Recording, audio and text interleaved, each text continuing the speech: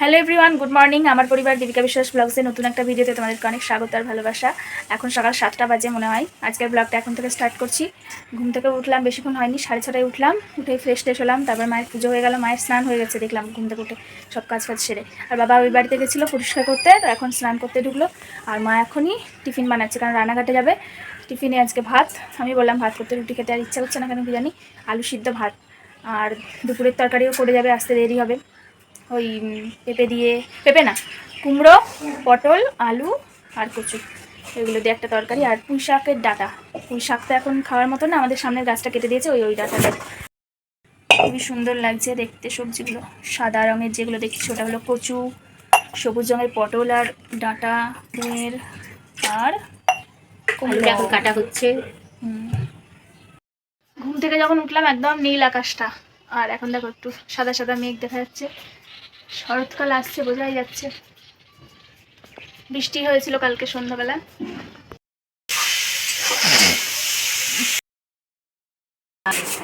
বেশি এইসব কোনো কাজ করতে যাওয়ার দরকার, সব আমি এসে করে নেবো, অসুবিধা নেই। রান্নাঘরটা সাফ করে নেবো। ঠিক আছে। ছাতা নিলে না তো? ছাতা লাগবে? প্র্যাকটিক্যালগুলো করে দাও, আসবে কিছু কাজ করতে যাবে।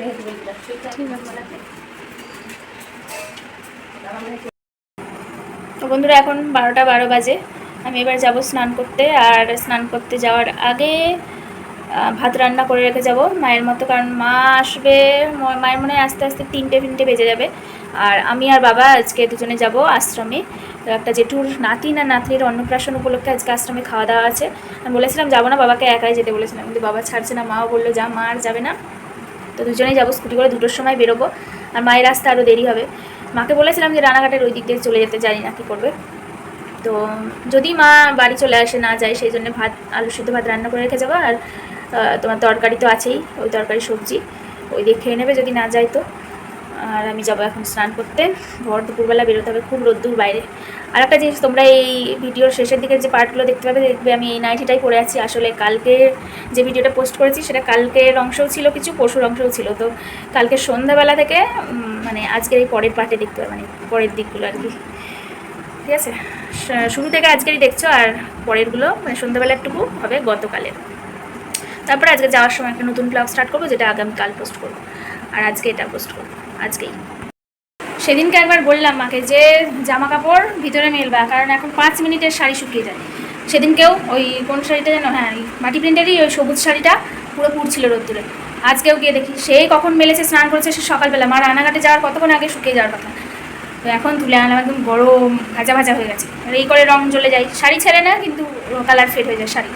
এটা এখন ভাজ করবো, ভাত চাপিয়ে এসেছি আলু সিদ্ধ দিয়ে, ভাতটা সিটি অফ করে দিয়ে তখন চুল খুলে নেবো, আঁচড়ে নেবো, দিয়ে স্নানটা করে নেবো। তারপরে একটু বসবো বইপত্র নিয়ে, দিয়ে বাবা আসলে চলে যাবো রেডি হয়ে। তো গ্যাস অফ করে দিয়ে এসেছি, ভাত হয়ে গেছে, মা এসে নামিয়ে নেবে। আর এবার যাবো স্নান করতে, চুল খোলা হয়ে গেছে। কালকে না আমার খুব কোল্ড ড্রিঙ্ক খেতে ইচ্ছে হচ্ছিলো, বাবা তো কিনে এনে দেবে না, মানে ঝাঁঝালো কোল্ড ড্রিঙ্ক তো বাড়ির জল ঠান্ডা করে খেয়ে নিতে পারবো ফ্রিজে, কিন্তু বেশ গলায় ঝাঁঝ লাগবে এমন, জানি এগুলো ক্ষতিকারক। এবার এই বছর এত খাওয়াও হয়নি, একটা সেই খাওয়া হয়েছিল ওই তোমার হালখাতাতে দিয়েছিল।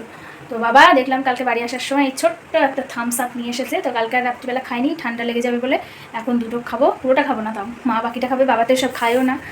তো দিয়ে খেয়ে যাবো স্নান করতে। 12টা 40 বাজে এখন। তো আমি চলে এসেছি স্নান করে, 1টা বাজে। বাবা কল করেছিল কি গিফট নেবে ওটা জানার জন্য। আর বাইরে ভীষণ মেঘ করেছে আর ঝোড়ো হাওয়া বইছে, দেখো তোমরা। এই দেখো, তখন ওপরে উঠলাম কেমন রোদ্দুর ছিল, আর এখন একদম মেঘ। আর দেখো কেমন গাছগুলো দুলছে। ছুটতে ছুটতে আবার ছাদে আসতে হলো। এই যে এখানে মা সেদিন সর্ষে ঝেড়েছিল, তো ঝাড়ার ওসব আছে, এর মধ্যে কয়েক দানা সর্ষে আছে অল্প, এটা ঢাকা দিতে আসলাম। আর এদিকে কারেন্ট আবার গেল, তখন একবার গেল। ঘুমিয়ে ঘুমিয়ে পুরো চোখ ফুলিয়ে ফেলেছি। ওই অয়ন পড়তে আসলো আর তখন ঘুম ভাঙলো, মানে ওই দরজায় আওয়াজ করছে, না হলে বোধহয় সন্ধ্যেও দেওয়া হতো না। কোথায় চলে গিয়েছিলাম ঘুমের দেশে। তো এখন পড়ানো ছুটি দিল, পড়ানো ছুটি দিয়ে দীপিকা এখন বিছানা ঝাড়ছে। দীপিকার এখন শরবত খেতে ইচ্ছে করেছে, সেই জন্য একটু লবণ দিয়ে একটু গুড় দিয়ে এখন শরবত বানিয়ে দেবো। লবণটা আরেকটু বেশি দিই।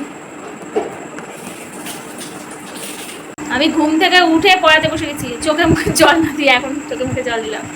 দেখি কেমন হয়েছে। গন্না কা জুস। আচ্ছা বাহ, খুবই সুন্দর হয়েছে, আমিও খাচ্ছি।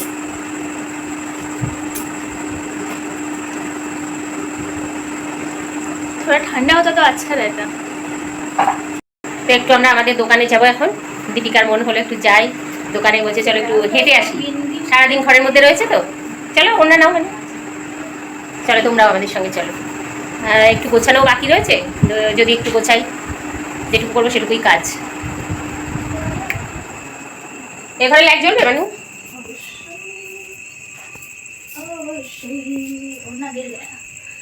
गिर गया।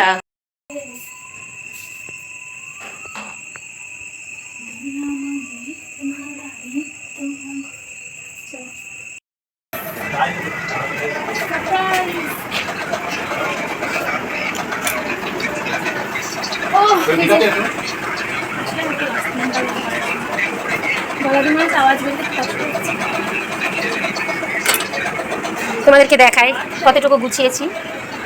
এই যে নিচে এই সেটগুলো এইভাবে রেখেছি, আর এইখানে এইগুলোই সব চুড়ি, এখনো সব গোছানো কমপ্লিট হয়নি।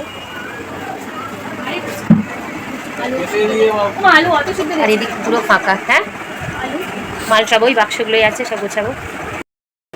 বুঝে আসছে না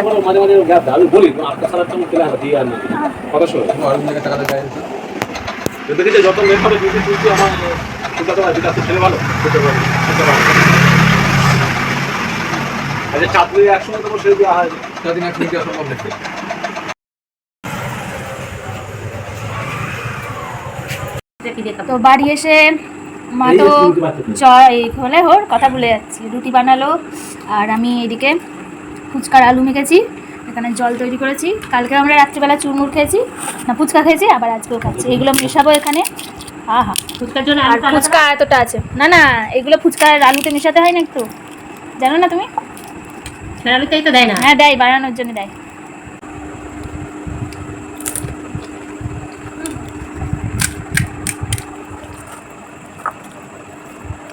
তাও তো পেঁয়াজ দেয়া নেই।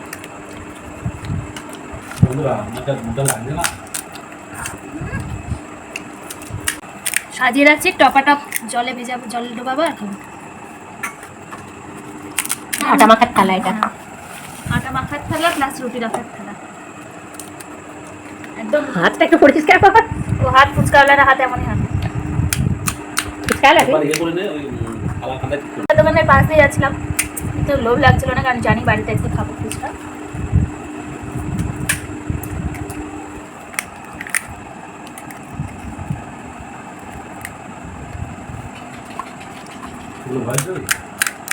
কেন কথা বলছে আমার বাইশ দেবে? এইটা মিউজিক হবে একটু, টুং টুং টুং।